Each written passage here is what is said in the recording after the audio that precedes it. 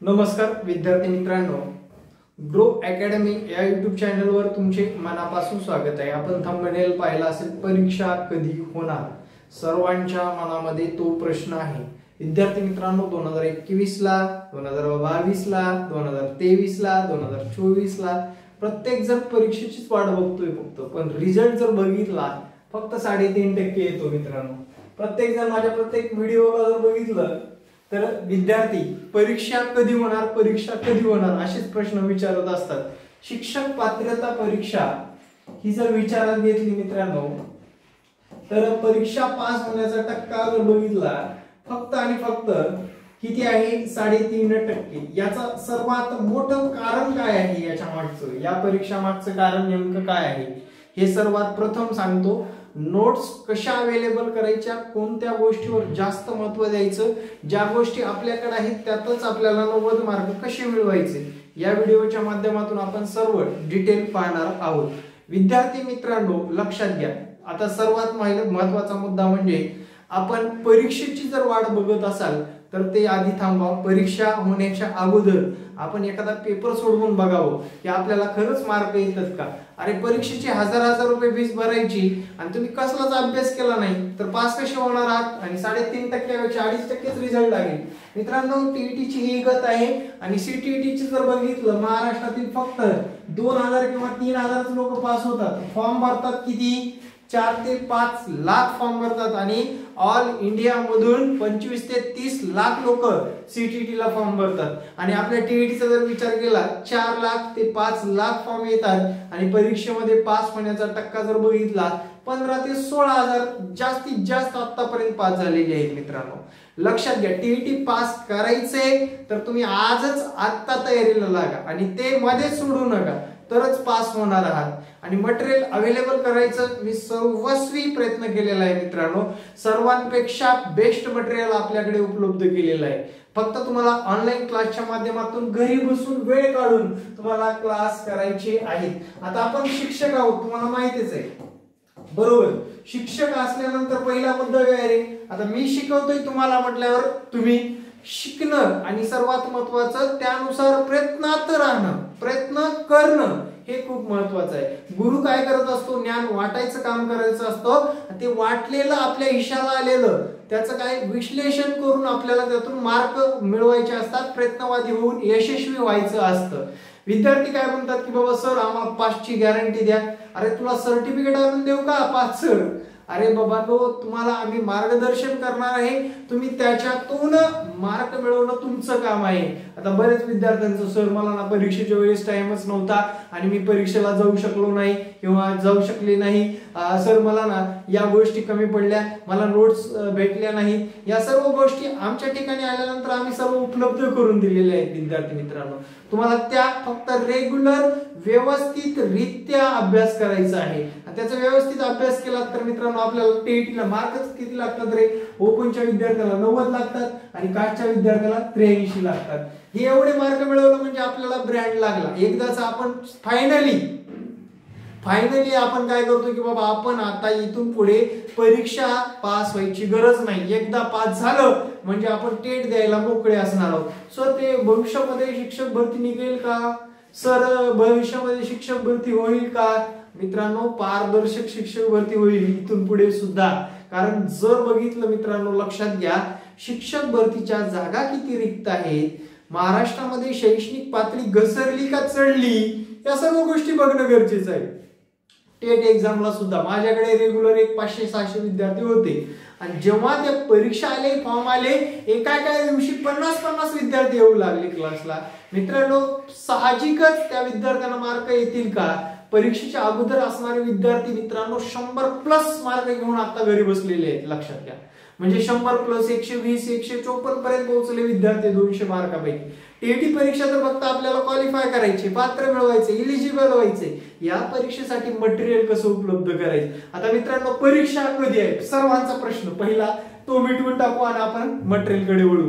मित्रांनो, परीक्षा फेब्रुवारी मध्ये जर अर्ज आले तर एप्रिल किंवा मे महिन्यामध्ये परीक्षा होईल। तुम्हाला टाइम भेटतोय, त्या टायमिंग मध्ये तुम्हाला तयारी करायची आहे। सर, आचारसंहिता आणि इलेक्शन, मित्रांनो खासदारकीचे इलेक्शन आहे, केंद्राला आचारसंहिता लागते. आपल्याकडे जास्तीत जास्त 20 दिवस आचारसंहिता चालते. मग आचारसंहितेच्या नंतर तर होईल, नसता आधी तर होईल. आचारसंहितेचा परीक्षेचा काही एक संबंध राहणार नाही, हे डोक्यामध्ये क्लिअर करा. केव्हा राहील संबंध? ऑक्टोबर महिन्यामध्ये राहील. ऑक्टोबरच्या आधी आपली परीक्षा क्लिअर होईल आणि आपण येणाऱ्या पुढल्या एक्झाम साठी प्रिपरेशन चालू ठेवणार आहोत. मित्रांनो लक्षात घ्या, आता विषयानुसार जाऊ आपण. हा आहे मराठी विषय, बरं का.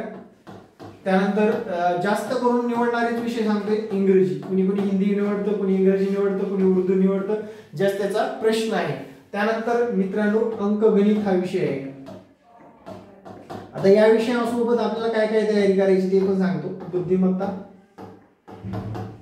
आणि भूमिती सुद्धा, बरं का, लक्षात ठेवा. त्यानंतर विषय आहे बालमानस आणि त्यानंतर विषय आहे परिसर किंवा सोशल सायन्स. आता लक्षात घ्या, येते तुम्हाला या गोष्टी. आता हे 1 2 3 4 5 सब्जेक्ट आहेत. हे आता लक्षात घ्या, टेट एक्झामला सुद्धा मराठी निवडता येते, इंग्रजी निवडता येते, बालमानसशास्त्र निवडता येते, गणित बुद्धिमत्ता तुम्हाला घ्यावीच लागते. विषयच नाही त्याच्यामध्ये, तुम्हाला ते घ्यावंच लागतंय, करावंच लागतंय. तो सोशल सायन्सचा असू द्या, मॅथ सायन्सचा असू द्या, पहिल्या पेपरचा असू द्या, कोणाचाही असू द्या, ते तुम्हाला गणित बुद्धिमत्तेला टाळून चालणार नाहीये. कारण टेट एक्झामला सुद्धा 80 मार्क बुद्धिमत्ता, 30 मार्क गणित, म्हणजे 110 मार्क तुमचे या विषयावर अवलंबून आहे. मित्रांनो 1 महिन्यात, 15 दिवसात, 20 दिवसात हे शक्य आहे का रे? या विषयामध्ये आपण भविष्यामध्ये शिक्षक होऊ शकणार आहोत का? या गोष्टी जाणून घेणं गरजेचं आहे. या गोष्टीवर जास्त काम करणं गरजेचं आहे. या विषयाला मित्रांनो डावललं तरी तुम्ही इथं अडकणार आहात. सोशल सायन्स आहे, मी आता टीईटी पास करतो, पुढे बघू. मित्रांनो टीईटी पास व्हाल तुम्ही, पुढे शिक्षक होण्यासाठी काय प्रयत्न करावा लागेल या विषयाला साधारणपणे तुम्ही जोपर्यंत टेट एक्झाम देत नाही तोपर्यंत धरून ठेवा. त्याचा सराव तुम्ही कंटिन्यू चालू ठेवावा लागेल, तरच गव्हर्नमेंट शिक्षक होता येतं. मित्रांनो पोलिसापेक्षा इतर कुठल्याही क्षेत्रापेक्षा शिक्षकाला चांगला पगार म्हटल्यानंतर या परीक्षा सुद्धा चांगल्या पद्धतीने पास होणं सुद्धा तेवढंच महत्वाचं आहे. मी स्पष्ट सांगतो, तुम्ही कॉम्पिटिशनच्या बाहेर आहे की आत आहे हे लगेच तुम्हाला लक्षात येणार आहे. कॉम्पिटिशन मध्ये जर तुम्ही असाल तर व्यवस्थितरित्या तुम्ही येणाऱ्या काळामध्ये या परीक्षा व्यवस्थितरित्या क्रॅक करू शकणार आहात. म्हणजे द्यायची यावर्षी, परत 6 महिन्यांनी सीटीआयटी आली ती द्यायची, मध्येच कुठे टेट एक्झाम आली ती द्यायची. सातत्याने आपला टक्का घसरत जातो. मित्रांनो साधारणपणे या शिक्षक भरतीमध्ये 15 ते 16 हजारच लोक खऱ्या अर्थाने कॉम्पिटिशन मध्ये आहेत. 34,000 जागा काढल्या तरी 15-16 हजारच लोक असे आहेत की हुशार आहेत, दर्जेदार आहेत आणि येत्या काळामध्ये ते शिक्षक म्हणून सुद्धा 100% रुजू होणार आहेत.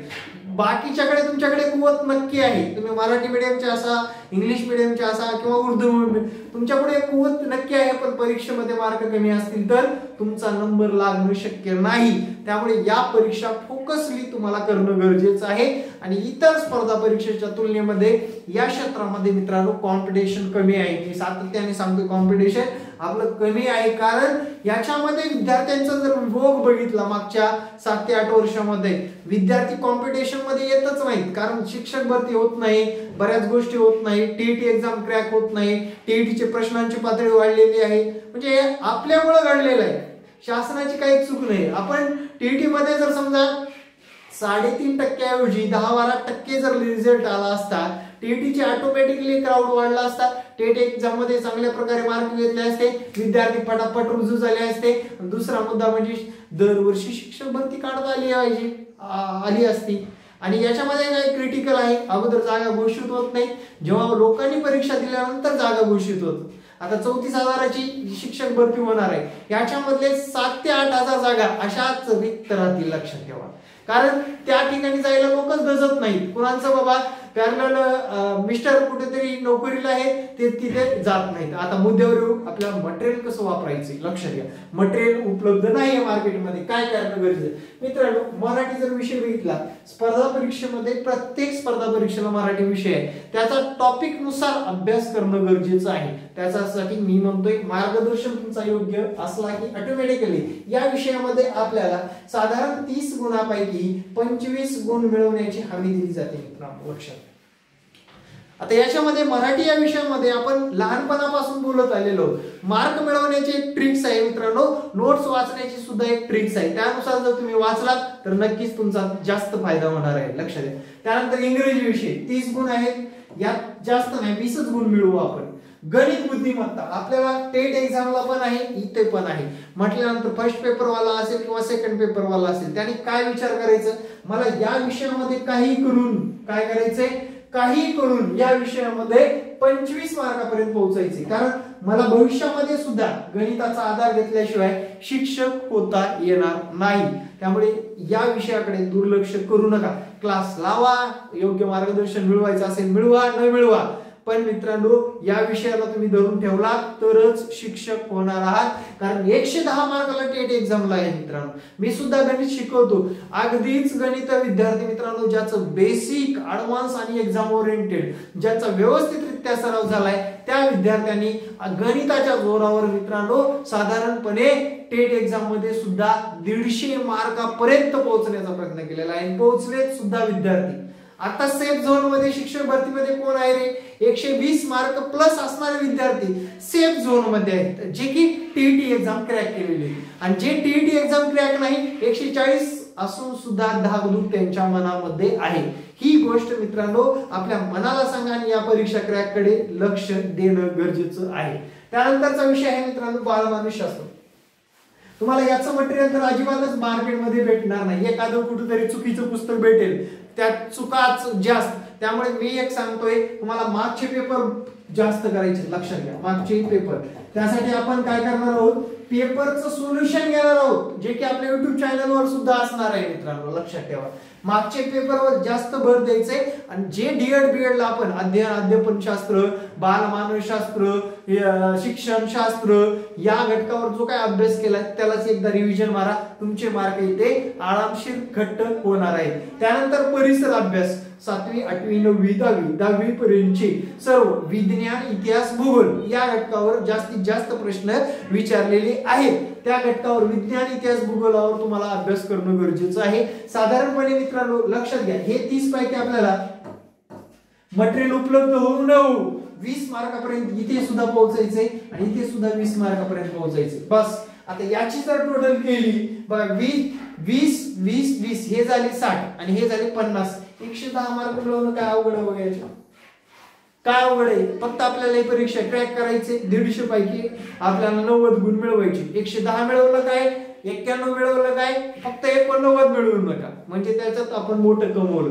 सर मी मागच्या वर्षी ना 7-8 मार्काने राहिलो, मागच्या वर्षी ना 1 मार्काने राहिलो. अरे तू राहिला म्हणजे विषय संपला, तुझा यात 3.5% रिझल्ट लागतोय ना, त्याच्यामध्ये नंबर नाहीये. आता राहिला विषय मधला मार्ग असतो का सर, अजिबात नसतो. लक्षात घ्या, पास केल्याशिवाय ही परीक्षा क्रॅक करताच येणार नाही, अभ्यास करावाच लागेल तुम्हाला, त्याच्याशिवाय या गोष्टी होणार नाहीत. आता मटेरियल कुठून उपलब्ध करायचं, सेपरेटली जे की रेफरन्स बुक वापरा, मराठीला असेल, इंग्रजीला असेल, अंकगणिताला असेल.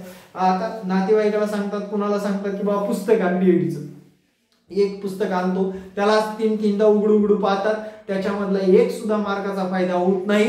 तशा मार्गदर्शक पुस्तिका वापरू नका, त्याच्याने तुमचा काहीच उपयोग होत नाही. तुम्ही नुसत्या प्रश्नपत्रिकाही वाचलात तुम्ही 50 मार्कापर्यंत आरामशीर पोहोचू शकता. आणि आमच्यासारखं जर योग्य मार्गदर्शन मिळवलात मित्रांनो, आणि विशेष म्हणजे आपल्याला आता कुठे शहरामध्ये जायची गरज नाही, जागेवर बसून स्मार्ट फोनवर आपल्याला लेक्चर अटेंड करायचे आहेत. पहिली बॅच, महाराष्ट्रातली पहिली ऑनलाईन बॅच मी चालू केलेली आहे मित्रांनो, आणि त्याच्या माध्यमातून रिझल्ट सुद्धा दिलेला आहे. आता जर बघितलं 76,000 प्लस लोक आपल्या युट्यूब चॅनलवर जोडले, आणि विद्यार्थी मित्रांनो येणाऱ्या काळामध्ये लाख सुद्धा क्रॉस व्हायला कुठलीच भीती उरणार नाही, आणि लाख सुद्धा होतीलच. कारण जे काय आहे ते डायरेक्ट मी विद्यार्थ्यांना सांगतो, तुझ्यामध्ये या कमतरता आहेत, तुला याच्यावर जास्त काम करणं गरजेचं आहे. येणाऱ्या काळामध्ये तू अभ्यास केला तर पास होणार आहे मित्रांनो, लक्षात घ्या. आपल्याला 10,000 8,000 15,000 किंवा एखाद्याच्या अंडर खाली किंवा एखाद्या इंग्लिश स्कूलवर आयुष्यभर जॉब करायचंय का गव्हर्नमेंट टीचर व्हायचंय, हे तुमचं तुम्ही ठरवायचंय मित्रांनो. आणि तुम्हाला बेस्ट ऑफ लक. तुम्हाला हा व्हिडिओ कसा वाटला नक्कीच कमेंट मध्ये सांगा। ज्या गोष्टी पटल्या नाहीत नक्कीच कमेंट करून सांगा की सर या गोष्टी आम्हाला पटलेल्या नाहीत, आणि ज्या गोष्टी पटल्यात नक्कीच कमेंट करून सांगा की सर या गोष्टी एकदम खऱ्या आहेत, बरोबर आहेत। माझा संपर्क क्रमांक देतो 9665484048 या संपर्क क्रमांकावर व्हॉट्सअप करायचंय तुम्हाला टीईटीच्या ऑनलाईन बॅच मध्ये जॉईन व्हायचं असेल तर। आणि अशा पद्धतीने आपल्याला येत्या काळामध्ये टीईटीच्या बाबतीतली सर्व तयारी एकत्रितपणे करायची आहे आणि गॅरंटेड मिशन टीईटी 2024 मध्ये पास करायची आहे। आता तुम्ही बसला असाल फेब्रुवारी मध्ये एक्झाम होणे शक्य नाही, आयबीपीएस च्या सर्व एक्झाम आटोपल्याशिवाय आपली टीईटी एक्झाम होणे शक्य नाही, त्यामुळे एप्रिल मे महिना डन करून ठेवा, त्या महिन्यामध्ये परीक्षा होईल। त्यासाठी तुम्ही किती प्रिपरेशन करून बसलात हे खूप महत्त्वाचं आहे। तुम्ही जर प्रिपरेशनच नसेल तुमच्याकडे, काही आपला अभ्यासच नाही, परीक्षा येऊन काय उपयोग आहे? आपण जोपर्यंत पास होत नाही तोपर्यंत आपण नुसते परीक्षेचीच वाट बघायची का? परीक्षा आली तर आपल्याला पास पण करायचे, हे ज्याच्या डोक्यामध्ये आहे तो चांगल्या पद्धतीने अभ्यासामध्ये वेळ वाया घालवतो। आणि जे फक्त परीक्षेची वाट बघतात, एक्झामचं काहीच घेणं देणं नाही, ते विद्यार्थी काय करतात, फक्त परीक्षा आली फॉर्म भरा, त्यानंतर परीक्षेला जा, 10-20 मार्कांनी राहा, परत दुसऱ्या परीक्षेची वाट बघा, आणि शेवटी अजून याच्यात काही झालं नाही तर कॉम्पिटिशन जास्त आहे, पेपरच फुटला होता। मित्रांनो, शिक्षक भरतीमध्ये अजिबात कुठलाच घोटाळा होणार नाही, गॅरंटेड सांगतो, कारण आपल्या सर्व संघटना एकदा जोमाने आणि नजर ठेवून आहेत, कुठे काही गैरप्रकार होतोय का। त्यांच्यासाठी सर्वांनी एकदा धन्यवाद माना आणि अभ्यासाला लागा। येणारे प्रत्येक व्हिडिओ पाहण्यासाठी आपलं लाडकं चॅनल सबस्क्राइब करा। जय हिंद, वंदे मातरम, जय श्रीराम, धन्यवाद।